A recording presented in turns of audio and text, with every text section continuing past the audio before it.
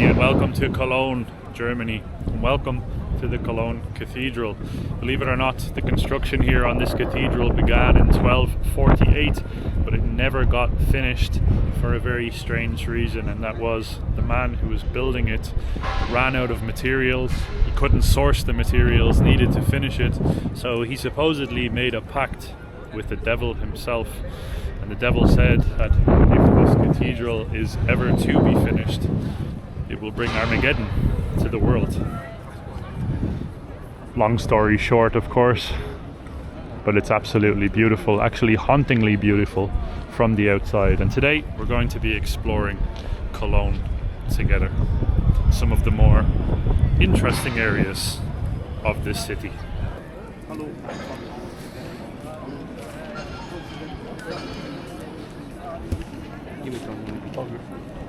Can you imagine nowadays this type of architecture being the norm in Europe? Because that's what it would have been back hundreds of years ago. You have this just glorious, the amount of thousands of hours still up to this day construction is ongoing because of that very pact that I spoke about. Nowadays we've got square, grey, boring, ugly buildings like this, for example, or over here actually is a better example, this sort of black block square building. If you compare it to this here, it's really another world, and it really was another world, I guess you could say, back then.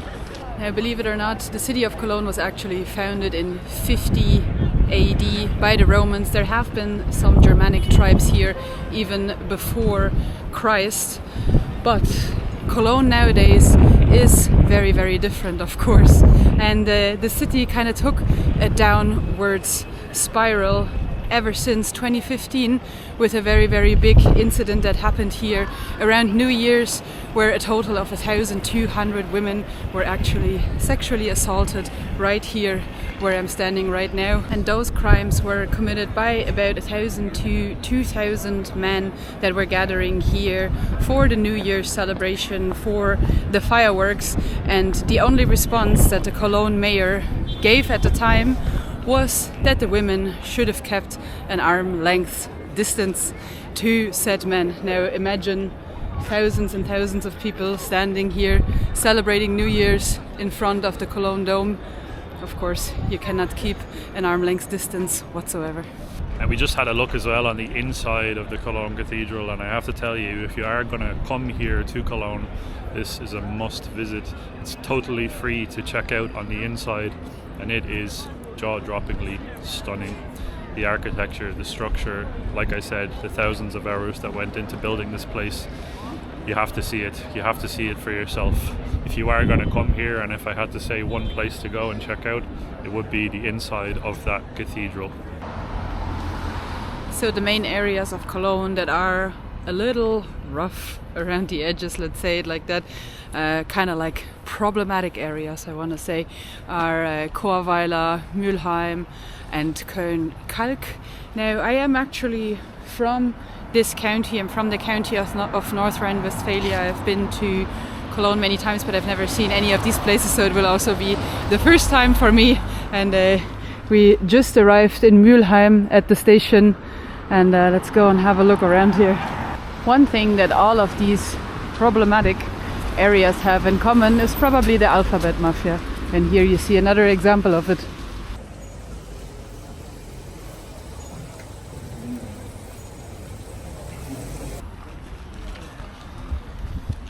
This place really feels like it's just been forgotten about. This particular part of Cologne used to be an industrial powerhouse, making things like mass producing things like cables, for example. One cable factory actually housed 6,000 workers at one point, but since that industry has sort of started to dissipate and disappear, and a lot of large companies have just literally up and left this part of Germany, and Germany in general, it's sort of descended and declined in a big way. The park here is quite literally just full of people day drinking and smoking weed, basically. All of the buildings are defaced with graffiti. There's trash quite literally everywhere. And as you can see, quite literally, some of these apartment blocks look like they're from like the Cold War or like Soviet times. There's a mosaic over here on the wall over there in the distance that actually looks to be like a very, very old building as well. The local swimming pool, however, is still open. That's a good Hey, sign. the swimming pool's open. Usually those are the ones that get closed first when people kind of move away or when companies move away. True. We also ran into a building that was quite literally, the sign was entirely in Turkish, not one German or English word, and that also was entirely abandoned. So you know you're in a place that is in decline when even the people that moved here to escape from other countries, they move here and they also leave. So look at this. Thinking about Germany, you definitely think abandoned places, garbage, empty alcohol bottles, right? Broken glass, directly across from the playground, by the way. That's for sure what you think about when you think of the country of Germany. Right guys, I just translated this sign because I was just interested in it, because obviously it's entirely in Turkish. There's nothing German about it other than the address. And then you have the Communist Party sign, and it actually says imperialism and Zionism will be defeated, the resisting people will win. And it's calling for a congress that is not far from here. It's actually in Essen. On this street we can actually see how diversity works usually in one area. If you know what I mean. If you want to be diverse, I already said this in the Sweden video, if you want to be diverse, that's fine, but then diversity needs to go both ways. Also for the locals, not only for the foreigners. And around here, there's not a single German shop actually. It's all Turkish. I see some Arabic over there. Konya is Turkish. Not a single German store, not a single person speaking German. Like, yeah, the people here outside, they're all speaking Turkish. If you would actually drop me here without giving me any context other than that there are signs of prices in euro, I would probably think that we would be somewhere in the country of Turkey, where we have been many times. We don't have an issue with Turkey, we just have an issue when the entire area is changed to not look like the country that we're actually in anymore. It's all, I don't know, a lot of these signs are not even readable for Germans. Now, if you used to work in the power plant that Luke was just talking about not that long ago, and you're just kind of here as a German, for example, and you're just kind of blue-collar German, and this is kind of what the city looks like in 2025. Of course, you would have an issue to even find your way around. Can you imagine, like, I don't know, people in their 80s, people in their 70s that are just blue-collar Germans coming here and trying to find their way around, trying to do their shopping, whatever, day-to-day life. It's just basically entirely impossible for the people here. Unless you want halal meat, of course, then it's very possible. Genuinely blown away. This is like quite literally 180-degree flip from the center of Cologne. This is entirely non-German, and we're still in Cologne. We didn't leave Cologne. This street here resembles exactly the streets of Istanbul. Same shops, the same types of signs, everything like that. It's mad to see. I don't know, you guys, I feel like coming back to Germany was a big mistake. It's great, of course, to come back and see my family, especially now that we are in the county where I'm actually from. But it's just, it makes me sad, it makes me angry, I don't know. It's just, it feels like there's no space for Germans here anymore.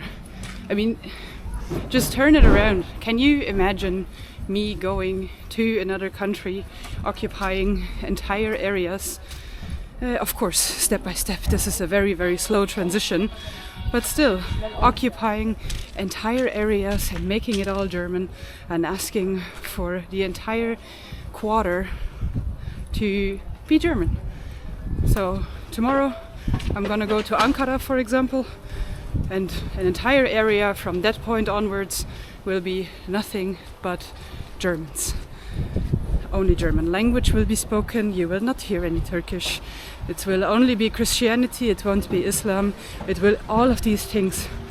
Can you imagine that? Nobody would accept that ever.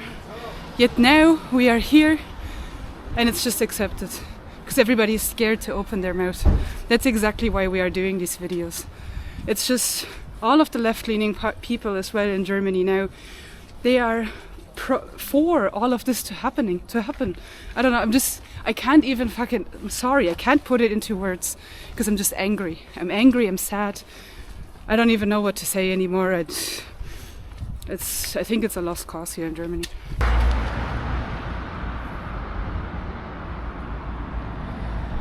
So this area here is actually a producer of the Panzer tanks for the German military. Tanks that would be used obviously for war.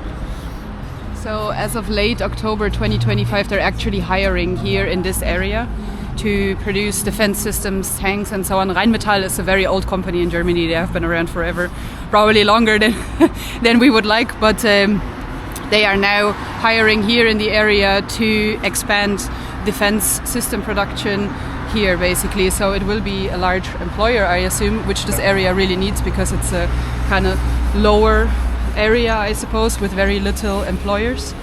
And the people in this area actually want to demonstrate, want to protest against. Want to protest against the one thing that is bringing some level of industry into this area. I'm not pro-war. I'm actually one of the most anti-war, and we are the most anti-war people that you could possibly speak to. So we're definitely not for the production of this stuff, but yeah, it's crazy. We've seen so many like pro-communist and pro-communist, pro-socialist, pro-everything that is against anything to do with industry or capitalism here.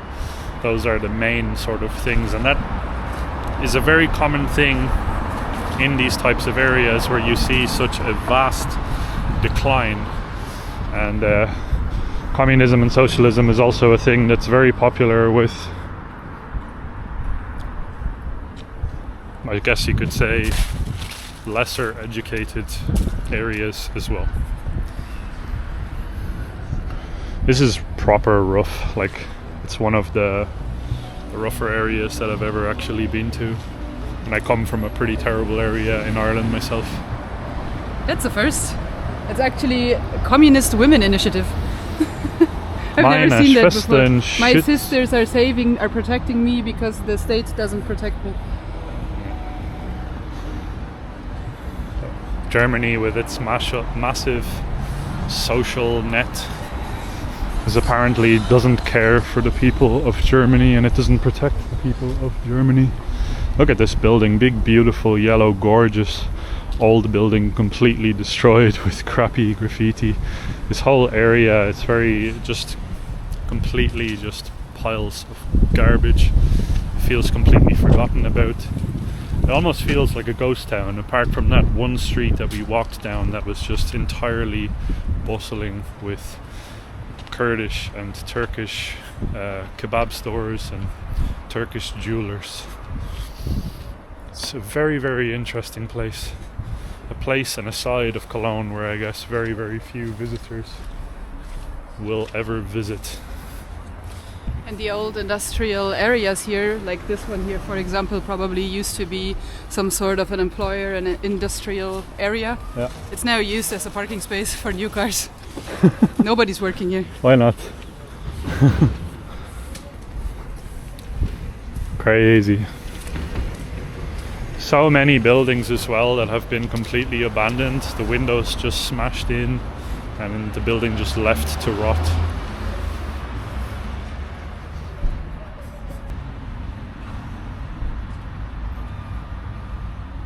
Beautiful, right?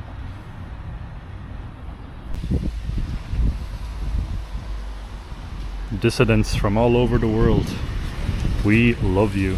That's what it says in entirely Arabic. Fascinating. Absolutely mental. Germany is so beyond I can't even put it into words. Like, I was like, when we were in Berlin before coming here, I was like, it's the capital city. It's a big city, you know? A lot of these areas in big cities, like a lot of people like to say on our channel, they're like, you can go anywhere, you can go to this city or whatever, and you can film certain specific places or whatever, and you can show exactly what you want to show in those specific areas. And in a lot of big cities, you know what? I'll agree with you. A lot of big cities, they have areas that are going to show decline, especially in Europe nowadays. Funnily enough, if you go to Asia, if you go to a lot of North America, you'll have a harder time finding those places. Europe is quite literally gone. But I thought it might just be a Berlin problem. It is not at all. It's not just a Berlin problem, it's an entirety of Germany. Entirety of I agree Germany. with Germany.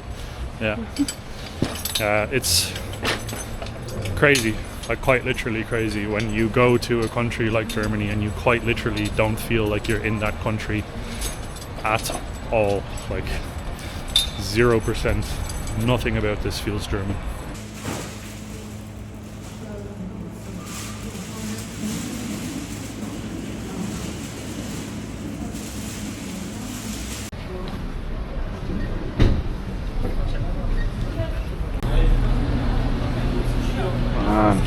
This place is just soul crushing. Every German is homeless or on drugs. The metro station is absolutely filthy, man.